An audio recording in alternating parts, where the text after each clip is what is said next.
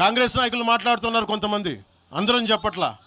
కొంతమంది నాయకులు కూర్చొని మాట్లాడుతూ ఉన్నారు, నువ్వు ఎలా తిరుగుతావు, రోడ్ల మీద చూస్తాం, నాలుకలకు వస్తాం, నాలుకలు చీరుస్తామంటే రండయ్యా బాబు మీకు నాలుకలు తీసి చూపిస్తాం మీకు కోసుకొని. అలాగే మీరు ఒకప్పుడు ఇలా మాట్లాడిన నాయకులందరూ రాజశేఖర రెడ్డి గారు తెలంగాణకి విభజనకి నేను వ్యతిరేకం నేను అన్న చెప్పిన వ్యక్తికి పక్కన ఉన్న కొమ్ము కాసిన వాళ్ళు వీళ్ళందరూ మాట్లాడతారు. నిజంగా నాకు చివుళ్ళ మల్లికార్జున్ శ్రీశైలం చెంచు పెంటల నుంచి వచ్చిన చెంచు గూడెల నుంచి వచ్చిన కుర్రాడు, 16-17 ఏళ్ళ కుర్రాడు, చివుళ్ళ శివ మల్లికార్జున్ వీళ్ళు వెతుక్కొని వచ్చారు నా కోసం. దేనికి? మాకు యురేనియం మైనింగ్ జరుగుతూ ఉంది అన్న, నువ్వు వచ్చి ఏదైనా చెప్పన్నా అంటే ఆ రోజు ఓడిపోయినాను 2019 తర్వాత 2 చోట్ల ఓడిపోయి ఉంటే నా మీద ఏ నమ్మకం పెట్టుకొచ్చాడు. ఎందుకు నేను తెలంగాణ యువతను నమ్ముతానంటే వాళ్ళకున్న లోపల ఉన్న భావం ఎంత బలమైందంటే మొత్తం ప్రభుత్వానికి అదిపించింది ఒక్క కుర్రోడి భావం. దానికి నేను ప్లాట్ఫామ్ అయ్యాను అంతే. దానికి ప్లాట్ఫామే అయ్యా. వచ్చి కుర్రోడు రోడ్డు మీద కూర్చొని జనసేన ఆఫీస్ ముందు కూర్చుంటే వెళ్ళి మాట్లాడా, ఏం బాబు ఏం కావాలన్నా అంటే నీకు కూర్చోబెట్టి అన్న మాకు యురేనియం మైనింగ్ జరుగుతుందన్న మా శ్రీశైలంలో చెంచుపెంటల్లో, నువ్వు మాట్లాడన్నా అంటే మొత్తం తీసుకొస్తే ఒక్క మాట మాట్లాడితే ఆ రోజున వి హనుమంతరావు గారు, ఇప్పుడు కాంగ్రెస్ నాయకులు వి హనుమంతరావు గారు మేము కూర్చొని మాట్లాడితే అఖిల పక్షం ఆ రోజు పిలిచాం. ఏ బలం ఉందని జనసేనకి ఆ రోజున ఓట్లు వస్తాయన్నా మేము చేసింది తెలంగాణ మీద ప్రేమ, తెలంగాణ మీద ఇష్టం, తెలంగాణ మీద మమకారం.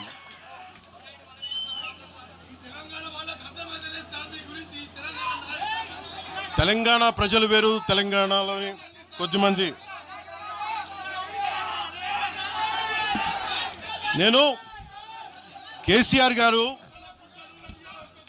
గారు భారత రాష్ట్ర సమితి పెట్టి ఆంధ్రాలో పార్టీ పెట్టినప్పుడు స్వాగతించిన వాడిని నేను.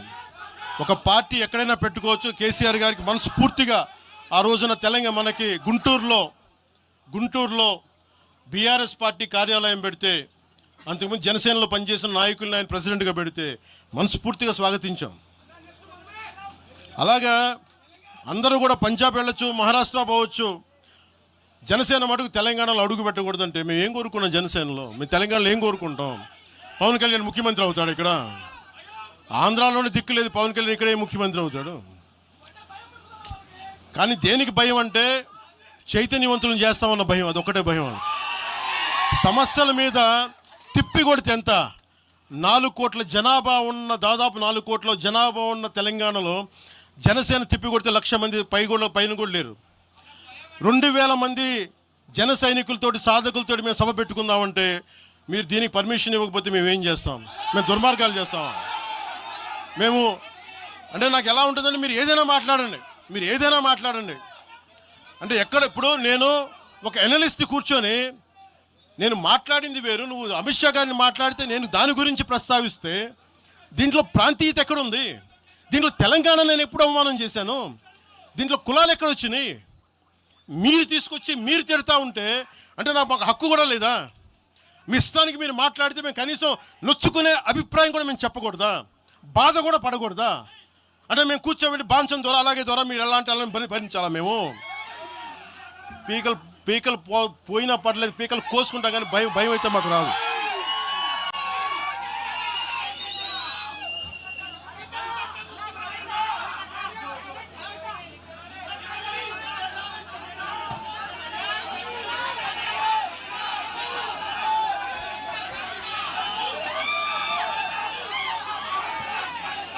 నేను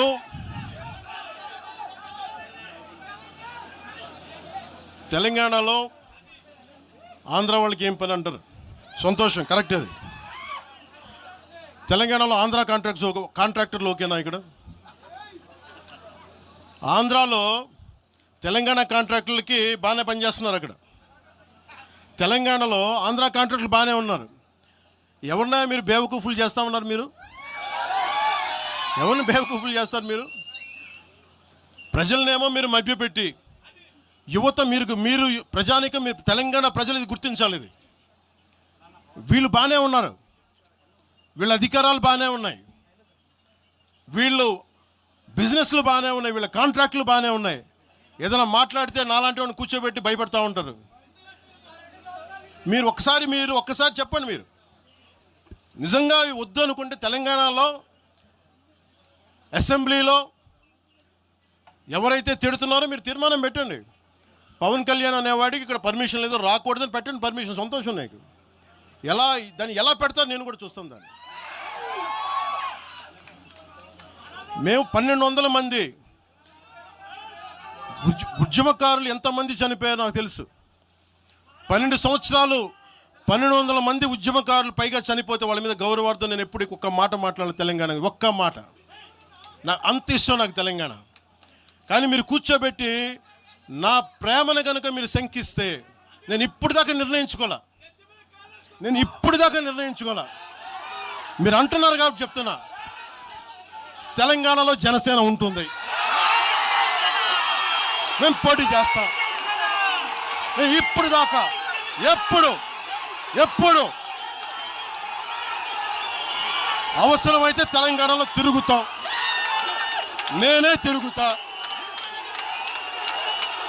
మేమే తిరుగుతాం. ప్రతి సమస్య మీద మాట్లాడతాం, ప్రతి అన్యాయాన్ని ఎదుర్కొంటాం. ఏం మాట్లాడతారు మీరు? ఇది తెలంగాణ భారతదేశంలో అంతర్భాగం, మర్చిపోకండి. తెలంగాణ నా దేశం అంతర్భాగం. తెలంగాణ మీరు కూర్చోబెట్టి బెదిరించి రాకూడదు ఏంటో అవన్నీ భరిస్తాం. చాలా దశాబ్దం పైగా భరించాం. దీనికి చర్మాంకం పలుకుతాం మేము. తెలంగాణ ఎవరైతే వ్యతిరేకించారో వాళ్ళందరూ పదవుల్లో కూర్చున్నారు.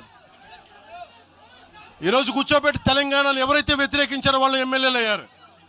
ఒక్క మాట మాట్లాడలా. కిక్కురు మనకుండా కూర్చున్న 12 సంవత్సరాలు. మా నాయకుల్ని పేరున అడగండి, ఒక్కొక్కరిని అడగండి, ఇంటర్వ్యూలు తీసుకోండి. ఏ రోజైనా సరే నేను వాళ్ళని ప్రోత్సహించాను అడగండి. వాళ్ళు నన్ను వదలలేదు, నన్ను ఏం చేయమంటారు చెప్పండి. దండం పెట్టి చెప్పా, మీరు శుభ్రంగా వెళ్ళిపోండి అంటే లేదు, మాకు నీ ఆశయాలు ఇష్టం, మాకు జనసేన భావజాలం ఇష్టం. ఉన్న మహేందర్ కానీ, రాజలింగం గారు కానీ, ఉన్న ప్రతి ఒక్కరు పేరున శంకర్ కానీ, పేరున ప్రతి తెలంగాణ జిల్లాలో ఉన్న నాయకులందరూ యువరాజ్యం నుంచి ఉండిపోయారు. వాళ్ళు పోలే. నేను చెప్పా, మీరు మిగతా పార్టీస్కి పోండి అంటే పోలా. దాసోజీ శ్రవణ్ ఎవరు పట్టుకున్నారు? మీరు ఆ పట్టుకుని దాసోజీ శ్రవణ్ కానీ ఈరోజు ఎమ్మెల్సీగా ఉన్నారంటే, ఆ రోజు మీరు కూర్చోబెట్టి మాట్లాడుతూ ఉన్నారు. ఆ రోజున ఈరోజు కాంగ్రెస్ నాయకులు ఎవరో మాట్లాడుతూ ఉన్నారు, నువ్వేమి ఎలా వస్తావు చూస్తామని. ఇలాంటి ప్రగల్భాలే వైఎస్ రాజశేఖర రెడ్డి గారు ముఖ్యమంత్రిగా ఉన్నప్పుడు కాంగ్రెస్ యువజన కాంగ్రెస్ వాళ్ళు ఇలాగే మాట్లాడారు. ఆ రోజున తన్ని తగలేసాం ప్రతి ఒక్కరు వచ్చిన వాళ్ళు, గుర్తుపెట్టుకోకండి. ఆ రోజు నాకు నిలబడిన తెలంగాణ యువత నిలబడ్డారు. బస్తీలో నుంచి, ఉస్మానియా నుంచి వచ్చిన వాళ్ళు నిలబడ్డారు. ఆ రోజున రాజలింగం గారికి తెలుసు. ఆ రోజు కూడా చెప్పారు ఎలా వస్తుంది. నేను చెప్పా, ఇలాగే ఇంటికి వస్తామని బెదిరించి, ఆఫీస్కి వస్తామని బెదిరిస్తే ఇంటి ముందు చైరేసి కూర్చున్నా. నాకు అలాంటి భయాలు లేవు.